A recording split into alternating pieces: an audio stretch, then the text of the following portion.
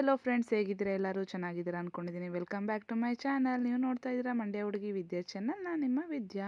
ನೀವು ಟೈಟಲಲ್ಲಿ ನೋಡಿರೋ ಹಾಗೆ ನಾನು ಇವತ್ತು ಒಂದು ಬೇಜಾರಾಗುವಂಥ ವಿಷಯನ ನಿಮ್ಮ ಮುಂದೆ ನಾನು ಹೇಳ್ಕೊತಾ ಇದ್ದೀನಿ. ಇಲ್ಲಿವರೆಗೂ ನಾನು ಯೂಟ್ಯೂಬ್ ಚಾನಲ್ ಸ್ಟಾರ್ಟ್ ಮಾಡಿದಾಗಿಂದ ಇಲ್ಲಿವರೆಗೂ ಯಾವತ್ತೂ ಕೂಡ ನಾನು ಈ ಥರ ವಿಷಯನ ಶೇರ್ ಮಾಡ್ಕೊಂಡೇ ಇಲ್ಲ. ಇದೇ ಫಸ್ಟ್ ಟೈಮ್ ನಾನು ಶೇರ್ ಮಾಡ್ಕೊತಾ ಇರೋದು. ನಾನು ಇದು ಮಾಡಿದೆ, ಮುರ್ದಿ ಒತ್ಕೋಬೇಕಲ್ಲ, ಎರಡೆರಡು ಕೆಲಸ ಮಾಡ್ತೀಯ ನೀನು ಅಂದ್ಬಿಟ್ಟು ನಾನು ಕೂತ್ಕೊಂಡೆ.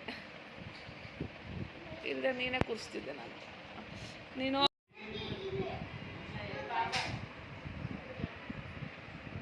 ಕಬ್ಬಣ ಇವು ಅವೆಲ್ಲ ಬಿಸಾಕ್ರಿ ಅದಾಗೆ ನಾಯಿ ಬೇಕಂತ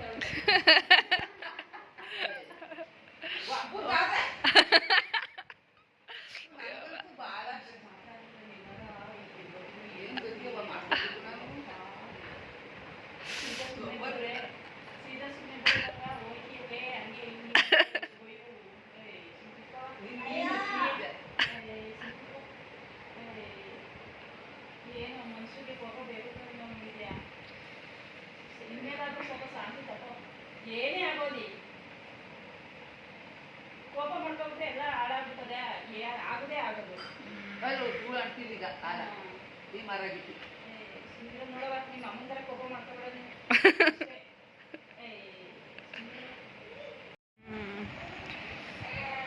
ತಿನ್ನ ವಯಸ್ಸತ್ತು ಯಾಕೆ ಹೊಡಿತೀನಿ ನಿನ್ಗೆ.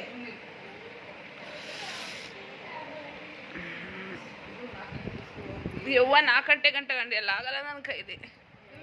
ಇದು ಫ್ರೆಂಡ್ಸ್, ನಾನು ನಮ್ಮ ಅಮ್ಮನ ಮನೆಗೆ ಪಕ್ಷಕ್ಕೆ ತಿಂಡಿ ಮಾಡೋದಕ್ಕೆ ಅಂತ ಹೋಗಿದ್ದೆ. ಅವತ್ತು ಈ ರೀತಿ ನಾನು 5 ನಿಮಿಷ ಕೋಪ ಮಾಡ್ಕೊಂಡಿದ್ದಕ್ಕೆ ನನಗೆ ಈಗ 1 ಸೆಕೆಂಡಲ್ಲಿ ನನಗೆ ಎಷ್ಟು ನೋವು ಅನುಭವಿಸ್ತಾ ಇದ್ದೀನಿ ಗೊತ್ತಾ ಫ್ರೆಂಡ್ಸ್. ಹಾಗಾಗಿ ಈ ವಿಡಿಯೋನ ನಿಮಗೆ ಶೇರ್ ಮಾಡ್ತಾ ಇದ್ದೀನಿ. ಎಲ್ಲರೂ ಅಷ್ಟೇ ಕೋಪ ಮಾಡ್ಕೋಬೇಡಿ ಬೇಗ. ನಾನು ಸ್ವಲ್ಪ ಬೇಗ ಕೋಪ ಮಾಡ್ಕೊತೀನಿ ಎಲ್ಲದಕ್ಕೂ. ಹಾಗಾಗಿ ಈ ಥರ ಆಯಿತು ಅಂತ ನಮ್ಮಮ್ಮ ನಮ್ಮ ಅಕ್ಕ ಎಲ್ಲ ಬೈತಾ ಇದ್ದಾರೆ ನನಗೆ. 5 ನಿಮಿಷ ನೀನು ತಾಳ್ಮೆಯಿಂದ ಇದ್ದಿದ್ರೆ ಇಷ್ಟು ಬೇಗ ಇದು ಆಗ್ತಾನೇ ಇರಲಿಲ್ಲ ಅಂತಿದ್ರು. ಯಾಕೆಂದರೆ ನಾನು ಅವತ್ತು ನಮ್ಮಮ್ಮ ಏನೋ ಕಜ್ಜಾಯ ಕುದಿಯೋ ಎಣ್ಣೆನ ಕಾಲು ಮೇಲೆ ಸುರ್ಕೊಬಿಟ್ಟೆ. ಅಂದರೆ ಕರ್ಜಿಕಾಯಿನ ಬೇಯಿಸ್ತಾ ಇದ್ದೆ. ನಮ್ಮಮ್ಮ ಕಪ್ಪಗಾಗೋಯ್ತು ಅಂದರು. ನಾನು ಕೋಪದಲ್ಲಿ ನಾನು ಬೆಂಗ್ಳೂರಿಗೆ ಹೋಗೋ ಅರ್ಜೆಂಟಲ್ಲಿ ಕೋಪದಲ್ಲಿ ನಾನೇನು ಮಾಡಿದೆ, ನೋಡು ಮಮ್ಮಿ ಅಂತೇಳಿ ಆ ಮಂಕ್ರಿನ ಎತ್ತಿ ತೋರ್ಸೋಕ್ಕೋಗಿ ಬಾಣಲಿಗೆ ತಗಲಿ ನನ್ನ ಕಾಲ ಮೇಲೆ ಎಣ್ಣೆ ಚೆಲ್ಕೊಬಿಟ್ಟೆ ನಾನು. ಮತ್ತೆ ಅವತ್ತು ಹಂಗೆ ಆಸ್ಪತ್ರೆಗೆ ತೋರಿಸ್ಕೊಂಡು ನಾನು ಅಲ್ಲಿ ಇರಲಿಲ್ಲ. ನಮ್ಮ ಮಾಮ ಬಂದು ಕರ್ಕೊಂಡೋಗಿ ಆಸ್ಪತ್ರೆಗೆ ಕರ್ಕೊಂಡೋಗಿದ್ರು, ತೋರಿಸ್ಕೊಂಡು ಬಂದರು. ಮತ್ತೆ ನಾನು ಅವತ್ತು ಬೆಂಗಳೂರಿಗೆ ಎಕ್ಸಾಮ್ ಇತ್ತು ಅಂತೇಳಿ ಮತ್ತೆ ಪುನಃ ಬೆಂಗಳೂರಿಗೆ ಬಂದುಬಿಟ್ಟೆ. ಮತ್ತೆ 2 ದಿವಸ ಬಿಟ್ಕೊಂಡು ನಮ್ಮ ಅಣ್ಣ ಬಂದ ಮಂಗಳವಾರ ಬಂದು ನನ್ನ ಊರಿಗೆ ಕರ್ಕೊಂಡೋದ. ಮತ್ತು ಯಾರಿಗೂ ನಾವು ಹಬ್ಬಕ್ಕೆ ಹೇಳೋಕ್ಕೆ ಹೋಗಲಿಲ್ಲ ಜಾಸ್ತಿ. ಸಿಂಪಲ್ಲಾಗೆ ನಾವೇ ಸೇರಿಕೊಂಡು ಹಬ್ಬ ಮಾಡಬೇಕಲ್ಲ ಅಂತೇಳಿ ಮಾಡ್ಕೊಂಡ್ವಿ. ಮತ್ತು ಅವತ್ತು ನೈಟೆಲ್ಲ ಫುಲ್ಲು ನನಗೆ ತುಂಬ ಊದ್ಕೊಬಿಡ್ತು, ಜಾಸ್ತಿ ಸ್ಪೆಲ್ಲಿಂಗ್ ಬಂದುಬಿಡ್ತು. ನನಗೆ ನೋವು ತಡೆಯೋಕ್ಕೆ ಆಗ್ತಾಯಿರಲಿಲ್ಲ. ಅದಕ್ಕೆ ಬೆಳಿಗ್ಗೆನೇ ಆಸ್ಪತ್ರೆಗೆ ಹೋಗ್ತಾಯಿದ್ದೀವಿ. ನಾನು ಅವತ್ತು ಕಾಲ ಮೇಲೆ ಎಣ್ಣೆ ಬಿದ್ದಾಗ ತೋರಿಸಿದ್ರಲ್ಲ, ಇಲ್ಲೇ ನಮ್ಮೂರ ಹತ್ರನೇ ಹನುಮಂತೇಗೌಡನದೊಂಡಿ ಅಂತ ಇದೆ, ಅಲ್ಲಿ ಹೋಗಿ ತೋರಿಸ್ಕೊಂಡು ಬಂದಿದ್ದೆ. ಮತ್ತೆ ಅಲ್ಲೇ ಹೋಗ್ತಾಯಿದ್ದೀನಿ ತೋರಿಸೋದಕ್ಕೆ. ಗಾಡೀಲಿ ಹೋಗ್ತಾಯಿದ್ವಿ, ನಮ್ಮ ಮನೆಯವ್ರು ಕರ್ಕೊಂಡು ಹೋಗ್ತಾಯಿದ್ರು. ನೋಡಿ ಹೇಗಾಗಿದೆ ಕಾಲು ಫ್ರೆಂಡ್ಸ್. ತುಂಬ ಅಂದರೆ ತುಂಬ ನೋವಾಗ್ತಾಯಿತ್ತು. ಬಟ್ ನಮ್ಮಮ್ಮ ಕೇಳ್ತಾನೆ ಇದ್ರು, ಅಳ್ತಾನೆ ಇದ್ರು ಅಂತೇಳಿ ಏನಿಲ್ಲ ನಾನು ಆರಾಮಾಗಿದ್ದೀನಿ ಅಂತ ಹೇಳ್ಕೊತಾ ಇದ್ದೆ. ನಾನು ಯಾವಾಗಲೂ ಅಷ್ಟೇ ನನ್ನ ನೋವನ್ನ ನಾನು ಬೇರೆಯವ್ರಿಗೆ ಹೇಳ್ಕೊಳ್ಳಲ್ಲ. ಯಾಕೆಂದರೆ ಪಾಪ ಅವರು ತುಂಬ ನೋವು ಪಡ್ತಾರೆ ಅಂತ ನಾನು ನನ್ನ ನೋವು ಇದ್ರೂ ಎಷ್ಟೇ ನೋವಿದ್ರೂ ನಾನು ಏನಿಲ್ಲ ಆರಾಮಾಗಿದ್ದೀನಿ ಅಂತಲೇ ಹೇಳ್ಕೊಳ್ಳೋದು.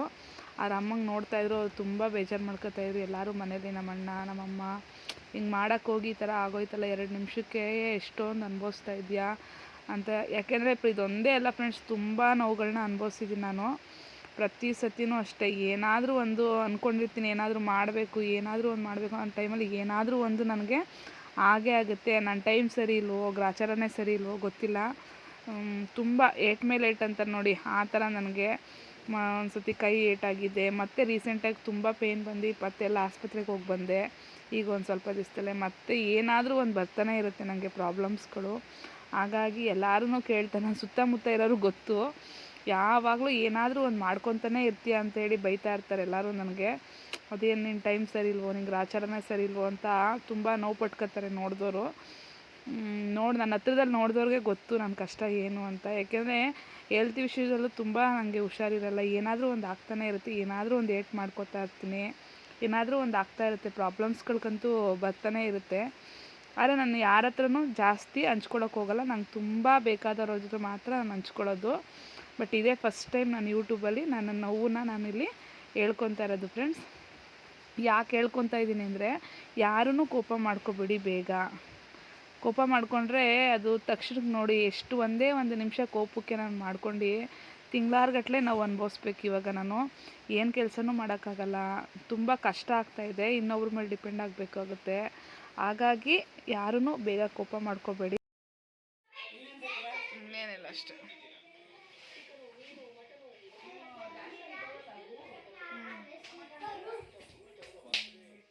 ಆ್ಯಸ್ ಯೂಶ್ವಲಾಗಿ ಎಲ್ಲರ ಮನೇಲೂ ಅಮ್ಮಂದಿರು ಏನು ಮಾಡ್ತಾರೋ ಅದೇ ಕೆಲಸ ನಮ್ಮ ಅಮ್ಮನೂ ಮಾಡ್ತಾಯಿದ್ದಾರೆ.